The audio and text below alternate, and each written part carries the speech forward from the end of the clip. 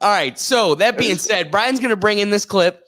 Joy, you know what's funny? We were talking about it before the episode. Ricky, let me know if you relate to this. No one in here even knew who Joy Reid was. And now we've talked about her with 2 topic titles in the last 3 weeks. First, she's saying Oklahoma's overrepresented by white people. Iowa. Was it Iowa? It was Iowa. Iowa. See, too many people. Then today, she's caught dropping F-bombs in a cutscene with a hot mic in regard to Joe Biden. Here, Brian, can you play for us? Yes, sir. Over the weekend, President Biden said he's ready to take action if Congress is serious about solving the border issue. If that bill were the law today, I'd shut down the border right now and fix it quickly. And Congress needs to get it done. Starting another fucking war. Still trying to kill the deal. He bragged about blocking progress and said, please blame him if it fails. Yo, so I love this is a conversation about the border, like she's reporting about the border, and then it's just Biden like, we're gonna probably have to secure the border at this point. She's like, yeah, while you're starting another fucking war. And it's like on a hot mic. MSNBC slipped up on this one. Tell me how you really feel, Joy Reid. Should I go for the second? Or what do you got? Well, Ricky? so that being said, yeah, and as you get the second one up, what's funny is, okay, what are they reporting on? The border, but there's a bigger dialogue to be had here, and it's that we're probably marching right into the beginning of World War III. So for those that aren't aware, there was an attack on military soldiers, a military base in, 3 soldiers were killed, but dozens were injured in a drone attack on the border of Syria and Jordan.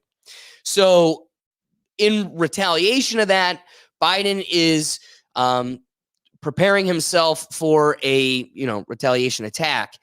The interesting thing is he's planning on doing it regardless of the approval of Congress. They're going to attempt at the charade early on, but it's looking like, and Brian, I'm going to hope you kind of watch Twitter or the news live as we're kind of going in, maybe refreshing, because I'm assuming things are going to happen as the evening evolves and definitely into the morning. However, we're going to decide to retaliate. So before I get into that, okay, even David's over here trying to correct me. I mean, Jesus, David.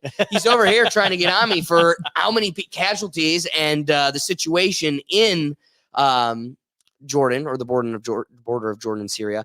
But you know what?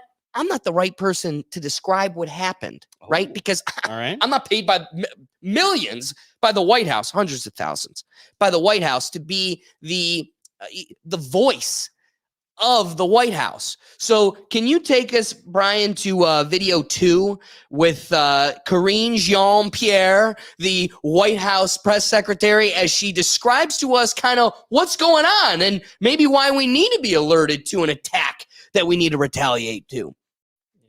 But I will say our deepest condolences go out, and our heartfelt condolences go out to the families who lost three folks who are military folks, who are brave, who are always fighting, who are fighting on behalf of this administration, of the American people. Obviously, more importantly, we lost those souls. Hey, White House, pay me. Pay me. I could speak much better. So much better. I'd be a sight to see. But now, I think my autism wouldn't allow me to lie, so that's why they won't pay me. But at the same time, woof. Talk about struggling. 3 men, 3 folk, 3 dudes dead. She didn't do her Sally sells she sells by the seashore. She didn't do that prep before she started.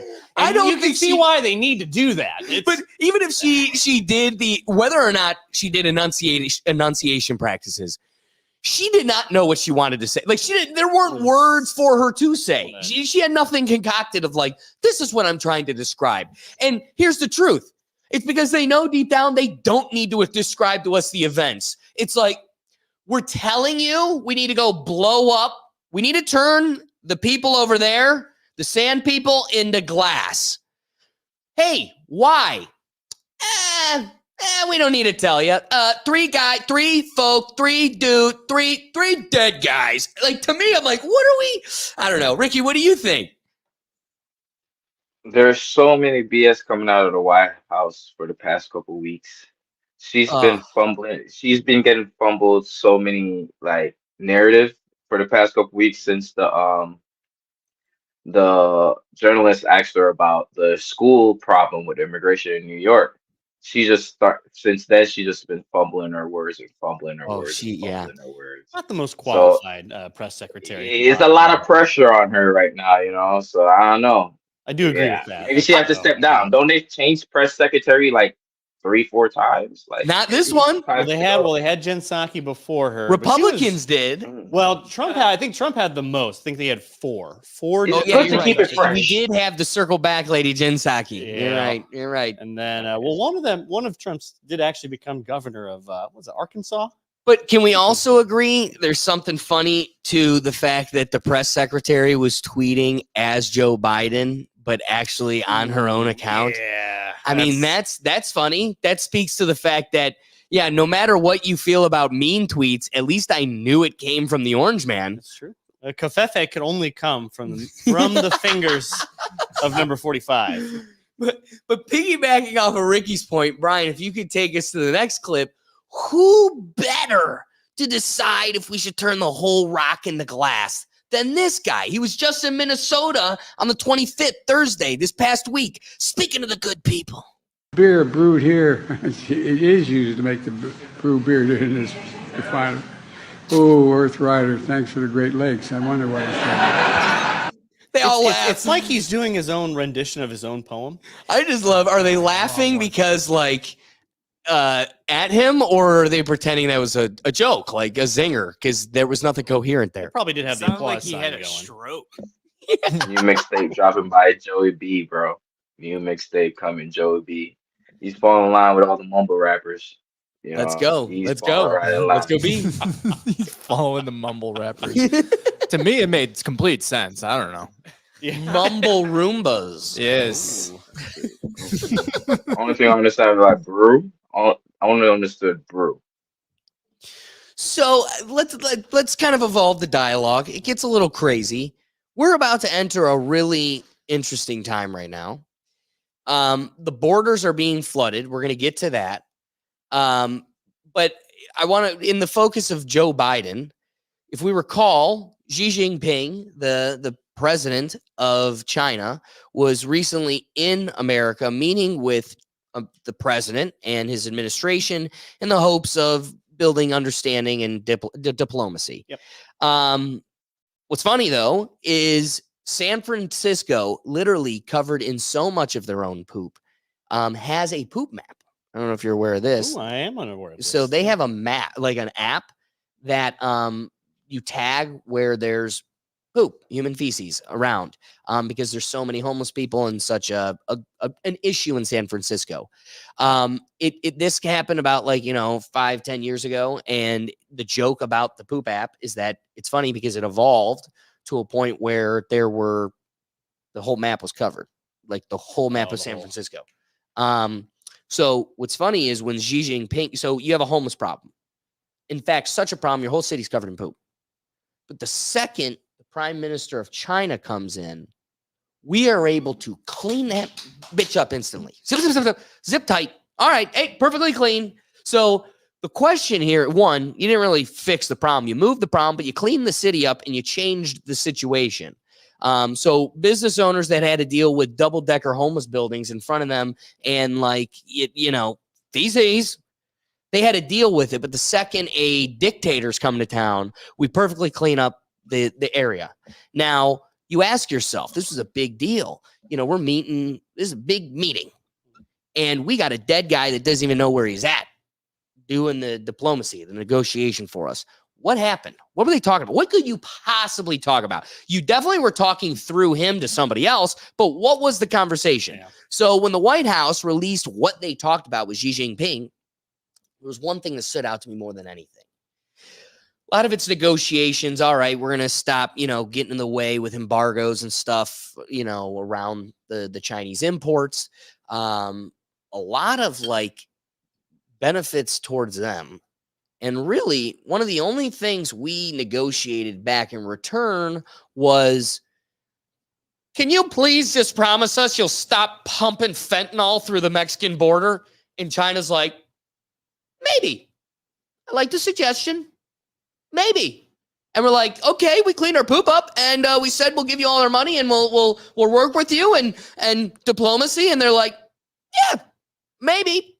And so I don't know if you saw, there's like a whole movement right now. Like there was some politician that was doing a seminar on fentanyl and this problem at the border and how China is weaponizing it. Like they're the producers of it. And like kind of, I guess I've never watched Fast and Furious, but I guess this is kind of like the premise of it, where they literally are watching the fentanyl made and sent to Mexico, distributed and across the cartels at Mexico through into the American border. And again, Cold War, this is how you kill us from the inside. You got a little cancer that you've got us addicted to, or that you're killing us with. And so I say all of this because it feels like we're bleeding from all corners. And it's because we're being run by a dead guy, which means he is not calling the shots.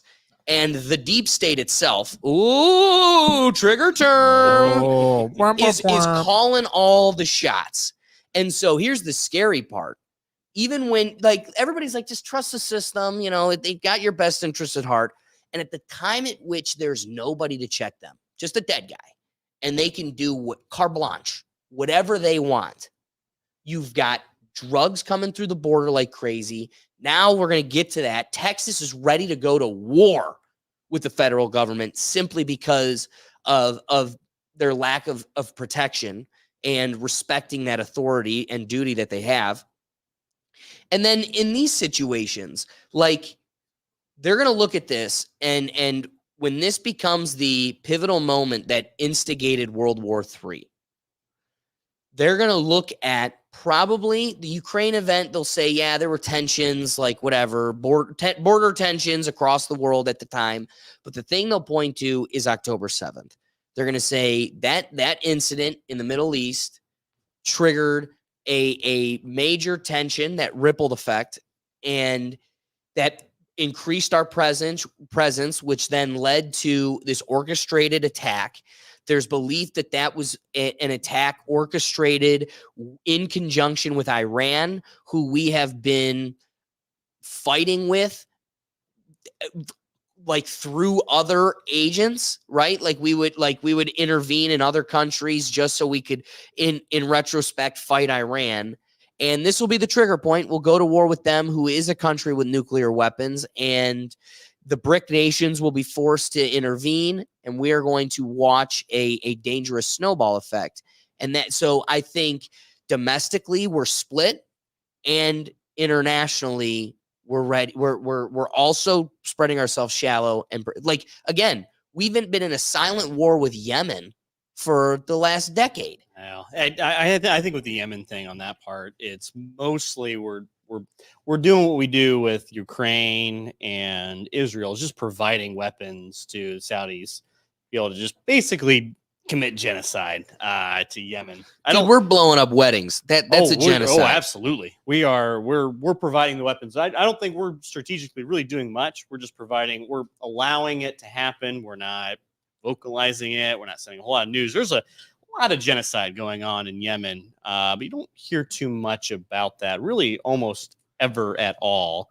And I think part of that is just the United States government just kind of made a deal with Saudi Arabia way long ago, probably even during the Obama years. Say, hey, you don't mess with us on our petrodollar. We'll let you kind of get away with some of this on this end, and we're just not going to say anything, because we have South Africa suing Israel for genocide over the Gaza Strip and Palestine. We're not seeing that for Yemen. Africa's doing that? Yeah, South Africa sued them on the world stage. I'm not 100% sure how that's wild. What the authority is on that, but they went ahead and sued them. Say, hey, you're committing genocide. Court, they kind of are. Let's be honest here. They're doing a little genocide. So talk about kettles that are black. Oh, so my like goodness. If South Africa is the gall to call it Israel, they're a member of the World Court. Well, the World Court put out an arrest warrant for Putin, and they were going to let Putin come to South Africa for a meeting and not arrest him. I don't remember if he ended up showing up or not, but they weren't going to arrest Putin. if he showed up there. That's my issue with these kind of this world government conspiracy theory when we start going to like, well, the elites want a world government. They're going to start doing that for like United States and some of these other places. They're like these more kind of Western societies are going to probably band together and want to be a little bit more uniform in how they approach things. But when we look at like South Africa, when we look at especially Russia, China, some of these other countries, like, well, I don't want to follow your rules. I'm going to follow my own rules.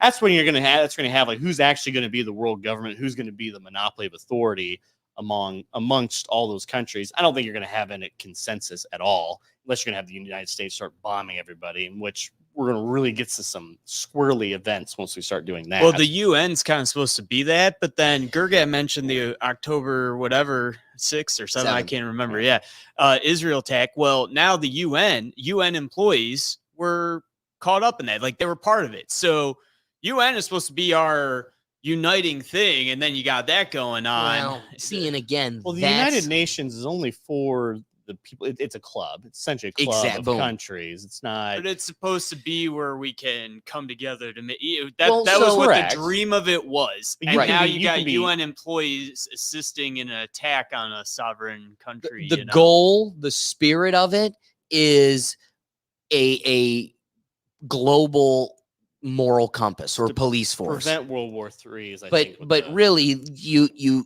alluded to it perfectly. That's how they sell themselves. But the reality is they're just a club, and they can try to facilitate peace or agenda however they wish.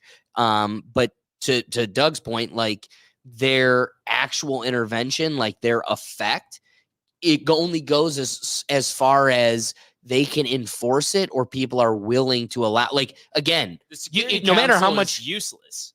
Well, no matter how much you want to enforce a warrant against Putin, what'd you say? Yeah, the World Court put out a warrant on Putin. Okay, so you want to go grab a Saudi prince or the richest person on the floating rock in space, Putin. Why is he the richest? Because he's a dude that owns a country. Okay, so if you're going to go after the richest dude on the planet, your authority in doing so only goes as far as your ability to do it. Like, again, in a courtroom, right? We're in a courtroom. Your authority to take another human being and put them in a box only goes so far as you have the physical ability to accomplish that, right? So you have security bailiffs, guns, tasers, the whole nine. And again, if you don't have the force to commandeer a Putin or enforce your will, like, again, Genghis Khan had just as much global authority as the UN. We're not even members of the World Court, man. Well, but I'm just saying, insofar as their ability to enforce that, like Genghis Khan was enforcing his will. He was the Judge Dredd of the world, and it worked until it didn't. Judge Dredd. There you go. Yep. Dread. I dread it. Ricky, what do you think?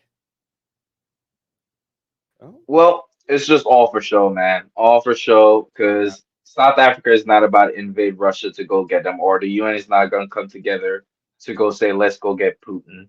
So it's just all for show, I agree with that. Also, on the yeah, that's it. That's what. Yep. All right. Well, so here's the thing, though. 3 dead guys in a show. There's dead guys. Yeah, they're dead. So, like, here's the thing. I understand the world is their stage, but, like, you know what else I was thinking about? I was driving, listening to kind of the news on this, and, like, another aspect to it is, okay, we lose half a paycheck every 2 weeks, and it goes to the system, and the system's supposed to provide health benefits, right? Mental health, all that stuff. Okay, they fall short. You're supposed to plug the holes in my road. Okay, you fall short. You're supposed to keep the peace. You're supposed to, okay, you're getting it, whatever. All that being said, part of the deal, and really, I didn't even want this or agree to it, but it being forced upon me, I'll take advantage of it. You've taken all our money and created the most expensive military period, like ever to see this floating rock in space. You've spent the most resources on it. Okay. I don't like that. I don't really agree with 80% of our military intervention and our global choices in how we exercise that. But if there's one thing that comes with that, it's like, you ever see movies of like military movies or like actual clips of us in a foreign area? Like people, other militaries that align with us, like other alliances, find safety in the fact that terrorists across the world will kill them, but not us. The last thing you want to do in Kuwait is kill an American. You do not mess with us. Turn everybody else into glass, but you know where the line is. You do not mess with us. And so there's something to 3 guys gone, and there has been a standard to this point, and that is 1 is too many, prepare to meet your maker. And that being said, we're there. So I have the same knee-jerk reaction as most, like, oh, God, the dead guy's going to do a rash decision. He's the last one you want to make that decision, and the last thing we want to do is make a decision that propels us even further into military conflict. At the same time, though, a line that has never been allowed to be crossed has been crossed. And I feel like if we're going to be spending as much as we are for the sole purpose of being the one that can't be messed with, then when you're messed with, action is necessary. I don't know. Can you ground me? Well, I think we've only really seen. So you're kind of thinking, hey, we have the most expensive military in the world. We have all the toys. We have everything we could ever want. Really, and we haven't really let this Ferrari run. We've never really opened up the throttle, just go full go and see what. Well, I don't want to go 100 miles per hour and just crash into the wall called nuclear war. I think we tried in Vietnam. Well, we tried it. So in the Gulf War, I don't think we did. I think that was trying to go full throttle with 2 tires off the thing, right? Okay, what about Korea then? Half the country was out the door. Well, so our military is significantly more sophisticated than it was in Vietnam or in Korea. The Gulf War is these guys were drone attacks. Like, we're in a totally different world. New age. Yeah, like grass people are not in this one. Let's go back to George H.W. Bush when we had the Gulf War, and we really just let it go. It didn't last very long. It was months, and that bitch was over. We were Desert Storm. Was not a forever war. Mission accomplished. It ended fairly quickly, and that's we saw, he's dead. So what we currently do is just kind of pussyfoot around. We don't, if we're really gonna go all in, go all in. But right now we're occupying. We're having bases all over the place. We're just kind of being a nuisance more so than really seeing what happens. It's interesting when we start. Well, we're a nuisance because Israel is calling for us to come rile shit up. Well, that's the other thing. But I think this goes back to kind of what you're saying too with the proxy. So Israel's a great proxy for us to just fight Iran, fight some of these other terrorist organizations, and really I see this as just emboldening them. The more we fight, the more they fight. And it's just this back and forth until eventually we have genocide. And then that stops it pretty quickly. Well, no, the United States people, the government, no one really has an appetite for genocide because A, once we have genocide, we're done. And then B, once we're done, I can't fund a war anymore. Like, well, the country's glass. It can no longer exist.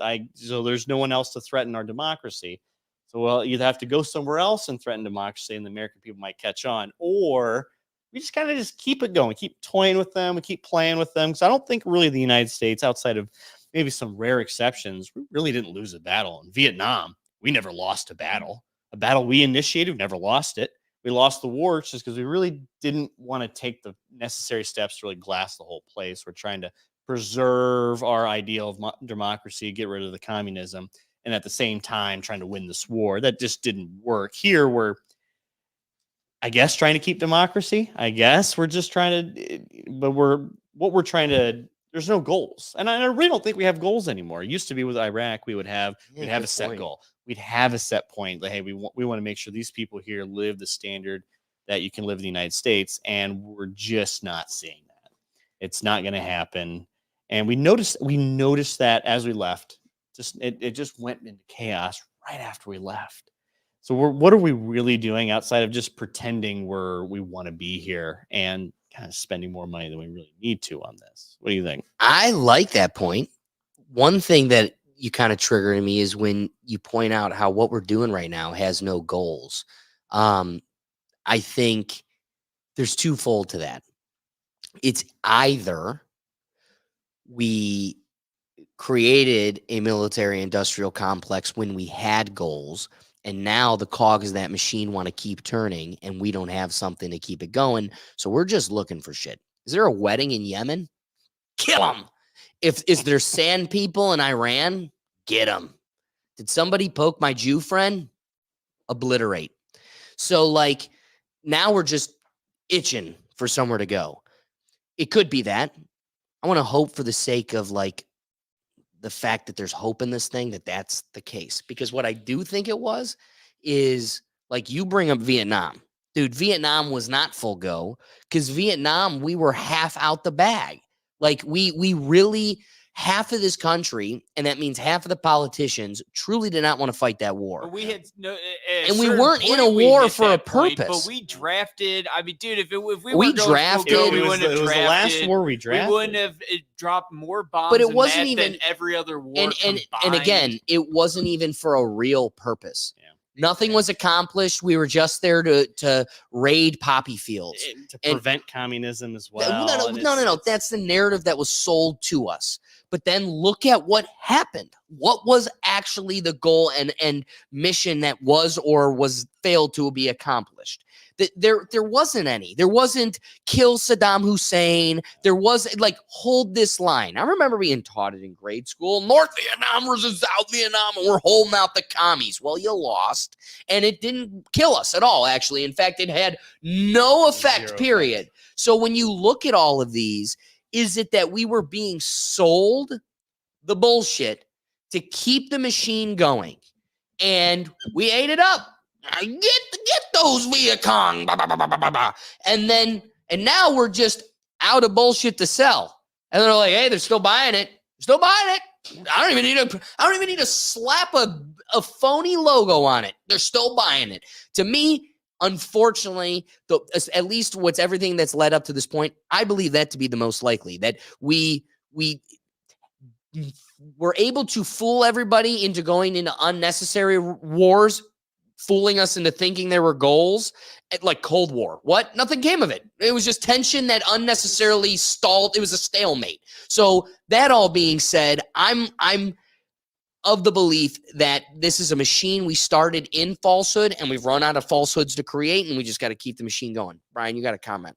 Ricky wanted to chime in. Ricky. Oh, Ricky. So, all right. I kind of feel bad saying this, but like as a foreigner, right? I love America. I adapt America. I love the culture. I love the US. But is it okay if the US go into like a isolationist mentality where we still keep our allies? You know what I mean? There's a lot of deterrent going on. Everybody had nukes.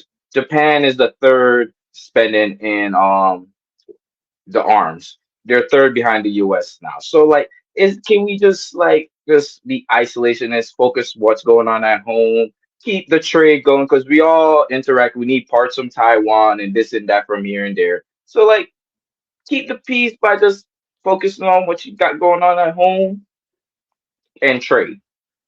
I'm gonna give it to Stay you. out of everybody else. I agree with you, Ricky. I want to be a little more isolation. I don't want to be involved. I don't want to be the world cop. However, we got ourselves in a bit of a sticky situation here where we are the world currency. The only way we can continue to be the world currency is to essentially just assert our will over countries that might not want to be that way. The only reason we're able to spend, essentially this deficit spending over $1 trillion a year over what we bring in as a government and to maintain this lifestyle without, rampant inflation. We've seen some inflation, but hyperinflation would happen if we are no longer the world's reserve currency. That's the issue we're running into now. This is a house of cards. We stop asserting our will. We stop doing everything. We become more isolationist. We take the pre FDR approach and just say, hey, this isn't our problem. We're here. We're doing our own thing.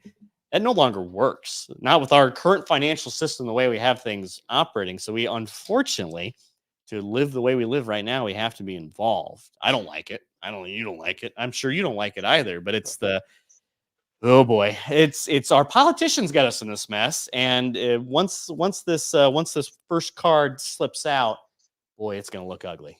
I got to hand it to David, because that was a truly beautiful answer. Oh, and really sound like a politician. Right? That was really good. It was, and an aspect that I didn't even think of. So one thing that I also want to further drive home with David is part of his answer alluded to us remaining the world currency. Yep. And that is a play on the global arena we are currently losing. As the group with the monopoly on the world currency, that stronghold is slowly slipping between our fingers, between positions taken in Africa, India, and across the Middle East, where others have used us as the petrodollar. And again, there's other instances where America is no longer the world currency in certain countries. And that's important because, like you said, one, our lifestyle, but also there is like again, this is something I've breached before. Everybody hates America because they had racism or slavery at a point.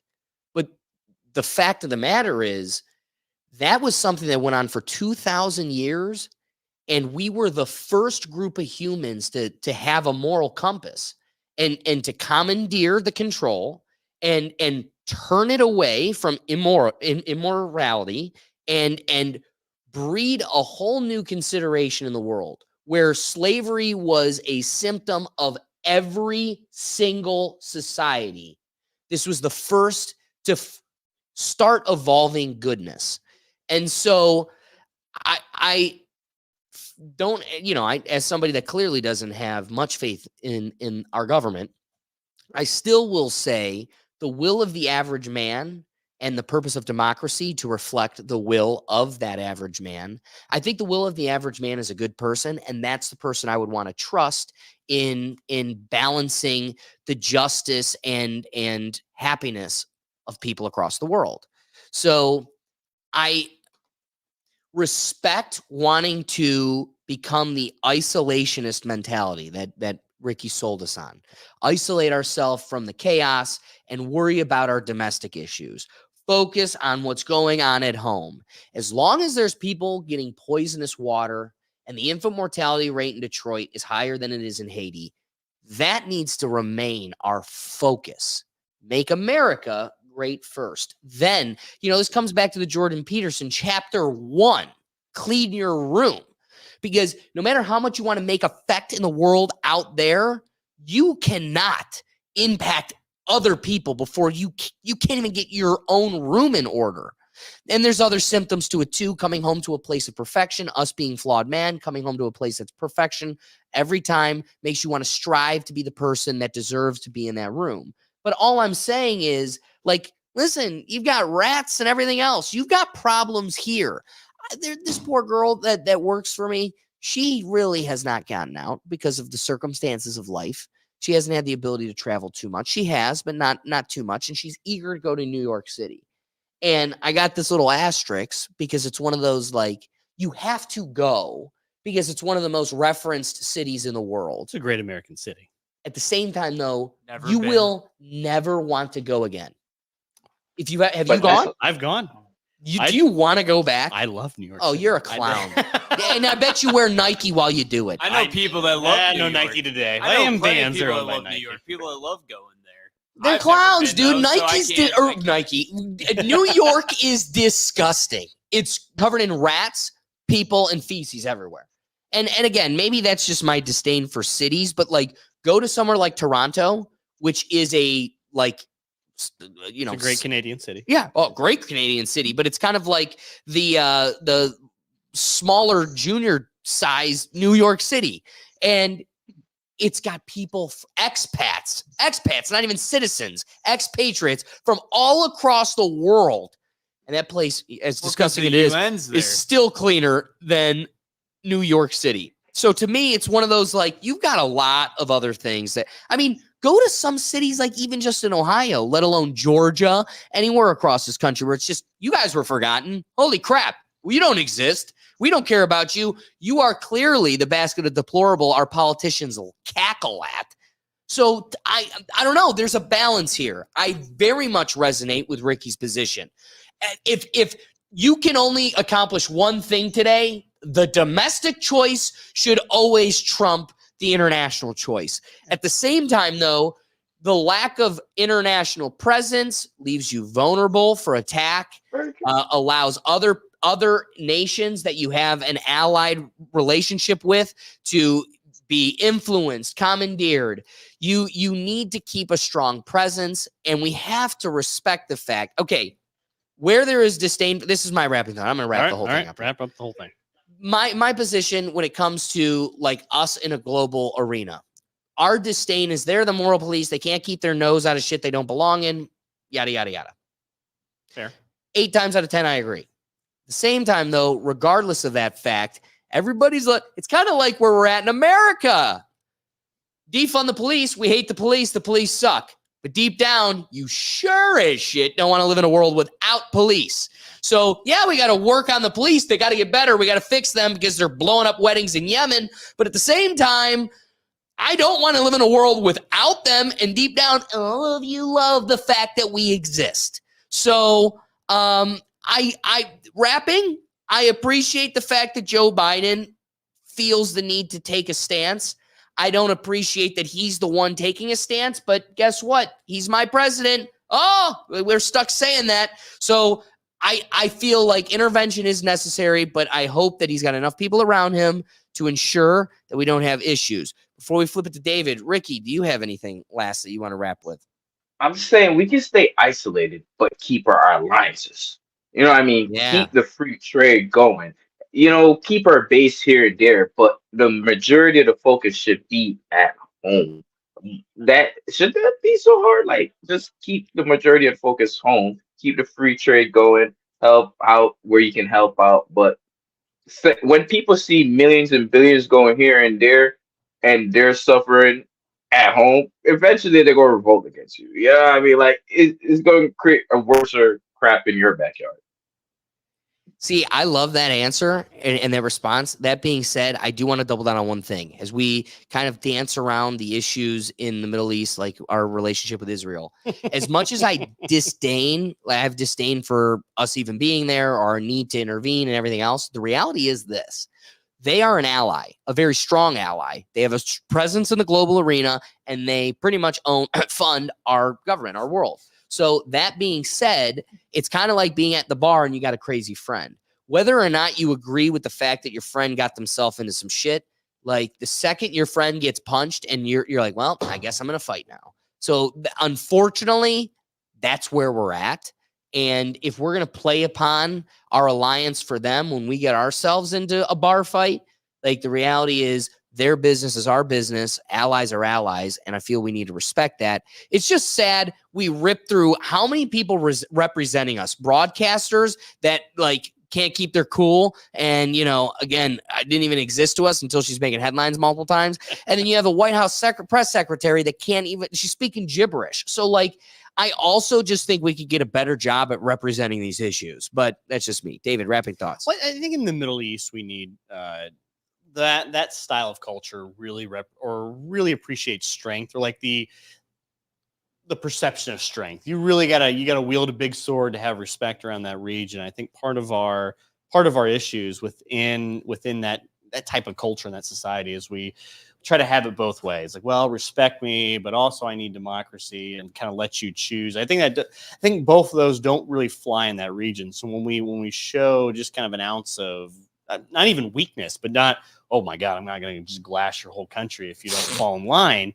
Now they start acting out. So we start seeing the October 7th. We start seeing, some attacks, and they try to push as far as we can go until all of a sudden, we're bombing their country. We're doing a little bit of genocide, but man, I don't like it. I hate it. I hate this amount of genocide that we do try. However, so here be my defense of America is the world police. Ooh. So is there any other country? So all the countries that we align with here you want to go visit, you want to vacation like Australia, UK, Germany, Italy, all these places that like, okay, well, we're for the most part pro-America. We want you in charge more so than China. Do you really want to be in charge? You want to be really in control or be controlled by, the Chinese style of democracy, the Indian style democracy, the Russian style democracy? I don't think the world really wants that. There's not the appetite for that. For the criticisms we have of Israel, they still do have elections. They're constantly throwing their leadership out the window. It's like, well, you're either not radical enough, you're not soft enough, you're not good enough, you're not bad enough. They're constantly doing that. I'd rather have the countries in power empower the people to a certain extent. We're not perfect here. Our bed is not made, but I think our bed's made a little bit better than most other people's beds are. So we can tell, hey, get those wrinkles up, clean your room a little bit. Don't worry about us too much. I think for the most part, I think we got our house in order. I love that. Yeah. Doug, before we flip it to Bri, rapping thoughts. My rapping thought, going back to the China visit, all right? I can tell you what my mom hopes Biden and China talked about. The pandas. Breaking. Stop taking our pandas. Let us keep the pandas in the Doug. zoo. That is what my mom is hoping for, because she's desperately wants to go to the Atlanta Zoo before they take the pandas. Well, wait, let's acknowledge one thing. I appreciate you bringing that up, because this is how China is mobilizing. They will not attack before they get their pandas back. They got to get their pandas back. And the second they start, they're like, hey, we want them back. And we're like, but we like them. They're fluffy. And they're like, nah, bring them back. It's like, okay, I think the Atlantic Zoo is going to be a crater here soon. Yeah, right? Is there only panda bears in the Atlanta Zoo? Well, no, there San are Diego other Zoo is where I places. saw a panda. So we had some. They took back some, but at least close to us, and my parents go to Florida a lot. Atlanta's right there, so my mom wants to stop in Atlanta. Well, she should probably do that soon, because Biden's know, going that's into what I told her. Iran. And then you mentioned them cleaning up the poop. Dude, remember when they had the RNC in Cleveland? I mean, dude, I worked How downtown. funny is that? I That never San felt San Francisco's picking up panda bear poop, but not their human poop on the street. Sorry. I said picking up panda poop. No, I am. Oh, I'm okay. saying the zookeeper is definitely clean. The panda's cage is clean, but Main Street, not so much. But that, dude, when they had the RNC in Cleveland, dude, it was clean. The cops everywhere, dude. I never felt safer walking around Cleveland, because any corner you look, there was a cop from some state patrolling the area. See, I feel safe in Cleveland for World War III because, again, we don't have the pandas. We don't have pandas. Yeah, We are not a target. Clearly that might be a not. sign. If Atlanta, all right, pandas shipping out, ooh, you better be worried. That's what I'm saying. That's a real sign. Get a little concerned. Brian, rapid thoughts, comments, what you got for us? Flippity-boo. I think the fentanyl crisis and the poop in the streets is a real issue. The panda bear seems like a black and white issue, but I'm just gonna leave it there. And Bama Boy has been on a rant. Oh, let's get it going for Bama Boy. So he kind of started out with we can't be the world's police, and he got a little bit more involved, talking about the homeless and how we're not contributing to the funding and the help that they need. Yeah, but those CEOs that work for those nonprofits still making hundreds of thousands. Yep. He says Biden needs to be kicked out of office when half of America doesn't agree with the opening of the borders. And he just said, screw it. Let them in. Yeah, well, that would mean democracy. Well, he really went 180 on that one. Yeah, he did in one comment. And we need to put us end to this. Was You know that what? a Screw it. back-to-back Just comment, or throw did it he all have to hell. a couple words before that? We have to take care of the United States before Apparently, we I'm start. gold. Hey. Yeah, I was getting there. And Ricky says Doug is gold. Not any of you guys, but me. US The doesn't want no audience is problem. the best. What would the show be without a Doug? Thanks for watching this clip from the Rethink Tank Live. Join us every Tuesday at 7 p.m. streaming across the platforms on YouTube, Rumble, X, Twitch, Facebook, LinkedIn, and TikTok. We do our best to promote user engagement, and we want you involved. So be sure to bring your perspective live so we can get you in the dialogue. See you then.